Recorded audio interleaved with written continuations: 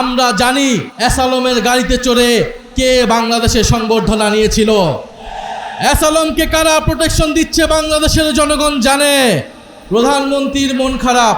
প্রধানমন্ত্রী আজকে মন খারাপ করে বলেছেন কক্সবাজারে যে বিরোধী দল কেন বাজেটের সমালোচনা করে। প্রধানমন্ত্রীর মন খারাপ দেখে আমাদেরও মন খারাপ। আমরা চেয়েছিলাম আপনার বাজেটের প্রশংসা করতে, কিন্তু আপনি দুর্নীতির রাস্তা বন্ধ করেন নাই, লুটপাটের রাস্তা বন্ধ করেন নাই, ব্যাংক দখল বন্ধ করেন নাই। ফলে আমরা জানি না এই বাজেটের কত টাকা জনগণের উন্নয়নে ব্যয় হবে, কত টাকা আপনার দলের নেতা কর্মীর পকেটে যাবে। আপনি একটা বাজেট দিয়েছেন যার সাথে বাস্তবতার কোনো সম্পর্ক নাই।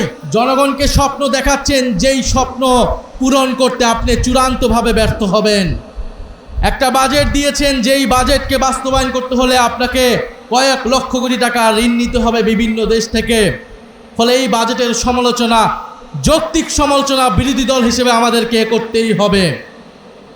আমরা খুব স্পষ্টভাবেই বলেছিলাম যে দেশে সুশাসন, স্বচ্ছতা, সংস্কার বাস্তবায়ন না হলে দুর্নীতি বন্ধ হবে না, চাঁদাবাজি, লুটপাট বন্ধ হবে না।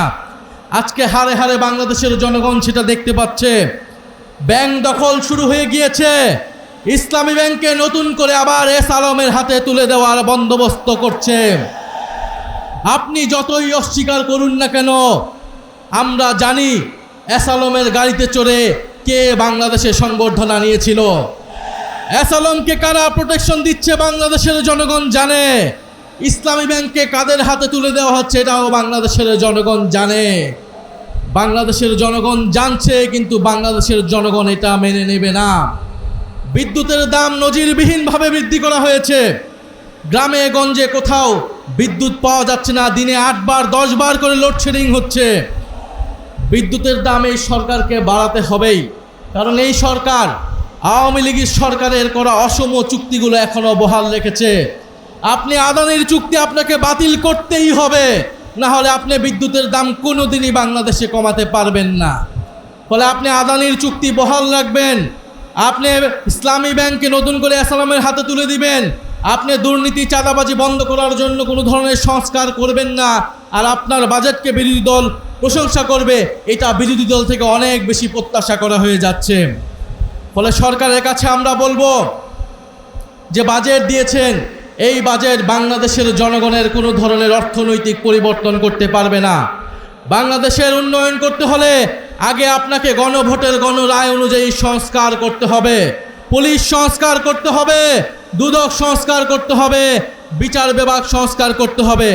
গতকালকে এই খবর দেখলাম যেই আপনাদের চট্টগ্রামে বাংলাদেশের ক্রিকেট টিমের একজন ক্রিকেটারকে পুলিশ তুলে নিয়ে এসেছে, ডিবি তুলে এনে নির্যাতন করে দিয়েছে, এবং স্বরাষ্ট্রমন্ত্রী আজকে কক্সবাজার গিয়ে বক্তব্য করছে। ফলে এই যে পুলিশ সংস্কার হয়নি, জনগণের উপরে আবারও জুলুম নির্যাতন নেমে এসেছে। সরকার আবারও পুরনো স্বৈরতন্ত্রের পথে হাঁটছে। সরকার যদি স্বৈরতন্ত্রের পথে হাঁটে, জনগণকেও অভ্যুত্থানের পথে হাঁটতে হবে। ফলে সংসদকে জনগণ থেকে বিচ্ছিন্ন করে ফেলা হচ্ছে। জনসংশ্লিষ্ট ইস্যুতে বিরোধী দলকে সেখানে কথা বলতে দেওয়া হচ্ছে না। আমরা দেখেছি গত 2-1 দিন আগেই বাংলাদেশে নতুন ভারতীয় হাই কমিশনার এসেছে, এবং আমরা গতকালকে মৌলভীবাজারে সীমান্তে আবার একজন বাংলাদেশি হত্যার খবর পেয়েছি। বলে উনি এসে যেই সুসম্পর্ক এবং বন্ধুত্বের কথা বলেছে, আমরা স্পষ্টভাবে জানিয়ে দিতে চাই, সীমান্তে কাঁটাতার এবং বন্দুক দিয়ে, নদীতে বাদ দিয়ে কোনো বন্ধুত্ব হয় না। এবং বাংলাদেশ এবং ভারতের আকাশ এক নয়, বাংলার মাটি আর ভারতের মাটিও এক নয়। সেই ফয়সালা 1947 সালেই হয়ে গিয়েছিল। 1947 সালেই ফয়সালা হয়ে গিয়েছিল বাংলা স্বাধীন সার্বভৌম হবে। 1971 সালেই ফয়সালা হয়ে গিয়েছিল। 2024 সালে পুনরায় আবার ফয়সালা হয়ে গিয়েছিল বাংলাদেশে কোনো আধিপত্যবাদী শক্তি থাকবে না, বাংলাদেশে কারো সাথে বাংলাদেশ আপোষ করবে না।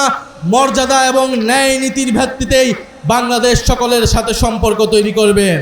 প্রিয় চট্টগ্রামবাসী, আপনাদের কাছে এটাই অনুরোধ, এটাই আহ্বান নিয়ে এসেছি যে 11 দলীয় ঐক্য মাঠে আছে, জনগণের সাথে আছে, এবং আমাদেরকে প্রথম থেকেই, শুরু থেকে এই নতুন গজিয়ে ওঠা স্বৈরতন্ত্রকে ঠেকিয়ে দিতে হবে। সরকারকে সর্বস্তরেই জবাবদিহিতার আওতায় আনতে হবে। আমরা দেখেছি কয়েকদিন আগে চট্টগ্রামে কারা জুলাইয়ের গ্রাফিতি মুছে ফেলতে চেয়েছিল, আপনারা সেটা ঠেকিয়ে দিয়েছিলেন। এরকম প্রত্যেকটি জায়গায় জুলাই গণ অভ্যুত্থানের বিপক্ষে যারা যাবে, দুর্নীতি স্বৈরাচারের পক্ষে যারা যাবে, তাদের বিরুদ্ধে আপনাদেরকে দাঁড়াতে হবে। সরকারকে অবশ্যই জবাবদিহিতার আওতায় আনতে হবে, প্রত্যেকটা মন্ত্রীকে জবাবদিহিতার আনতে হবে। সেই দায়িত্ব আমরা সংসদে পালন করব এবং আপনারা যারা মাঠে আছেন, জনগণের নেতৃত্ব দিচ্ছেন, আপনাদেরকেও সেই দায়িত্ব পালন করে যেতে হবে। সরকারের হাতে খুব বেশি সময় নেই যদি সরকার এইভাবেই চলতে থাকে। ফলে সরকারের প্রতি আমরা আহ্বান জানাবো, জনগণের পক্ষে আসুন, জুলাই গণ অভ্যুত্থানের পক্ষে আসুন, নতুন বাংলাদেশের পক্ষে আসুন। আমরা সকলে মিলে ঐক্যবদ্ধভাবে এই বাংলাদেশকে আবার নতুন করে গড়ে তুলব ইনশাআল্লাহ। সবাই দোয়া রাখবেন। আবারও দেখা হবে। লড়াই আমাদের চলমান থাকবে, সংগ্রাম আমাদের চলমান থাকবে। আসসালামু আলাইকুম রহমতুল্লাহ।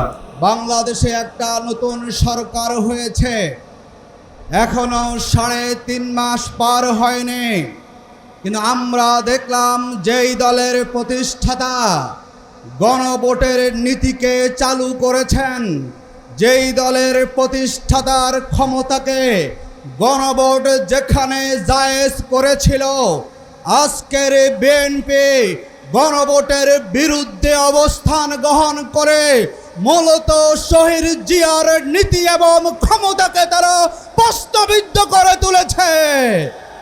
যেই বিএনপিকে বলা হয় বহুদলীয় গণতন্ত্র, আমরা দেখলাম নির্বাচনের আগে তারা 6টা দলকে বিলুপ্ত করে বিএনপিতে যোগ দিয়েছিল। আবার দেখলাম ইলেকশনের পরে গণভোটের রায়কে উপেক্ষা করে বিএনপি গণতন্ত্রহীন দলের পরিচয় দিয়েছে। যেই 17 বছর গণতন্ত্র বলতে বলতে যেই নেতারা মুখের ফেনা বসিয়ে দিয়েছেন, তারা মাত্র 3 মাসে ওই ফ্যাসিবাদের পথ ধরা শুরু করেছেন। যেভাবে ফ্যাসিবাদ টিকতে পারে নয়, যদি গণভোটের গণরায়কে আপনারা মেনে না নেন, আপনারাও ক্ষমতায় টিকতে পারবেন না। আমরা খেয়াল করলাম চট্টগ্রাম বন্দর নানাভাবে ষড়যন্ত্র চলছে তুলে দেওয়ার বিদেশিদের হাতে। আমরা শ্রমিক সংগঠন থেকে বলছি, চট্টগ্রাম বন্দর ব্যাপারে কোনো ষড়যন্ত্র বাংলাদেশের শ্রমিক জনতা মেনে নেবে না। 3 মাসের সরকার দ্রব্যমূল্য নিয়ন্ত্রণ করতে পারেন নাই। তেলের দাম বাড়িয়েছেন, গ্যাসের দাম বাড়িয়েছেন, বিদ্যুৎ দাম বাড়িয়েছেন।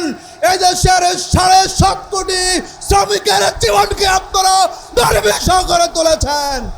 আপনারা যেই বৈষম্য মুক্তর কথা বলেন, এই বাজেটে মাত্র 0.14% বরাদ্দ দিয়ে আপনার দেশের শ্রমিকের সাথে পতনের আশ্রয় নিয়েছেন। এই পতনক সরকারকে বাংলাদেশের শ্রমিকরা মেনে নিতে পারে না। আল্লাহ হাফেজ। বাংলাদেশ জিন্দাবাদ, বাংলাদেশ শ্রমিক কল্যাণ ফেডারেশন জিন্দাবাদ, বীর চট্টলা জিন্দাবাদ। আসসালামু আলাইকুম রহমতুল্লাহ বারাকাতুহু।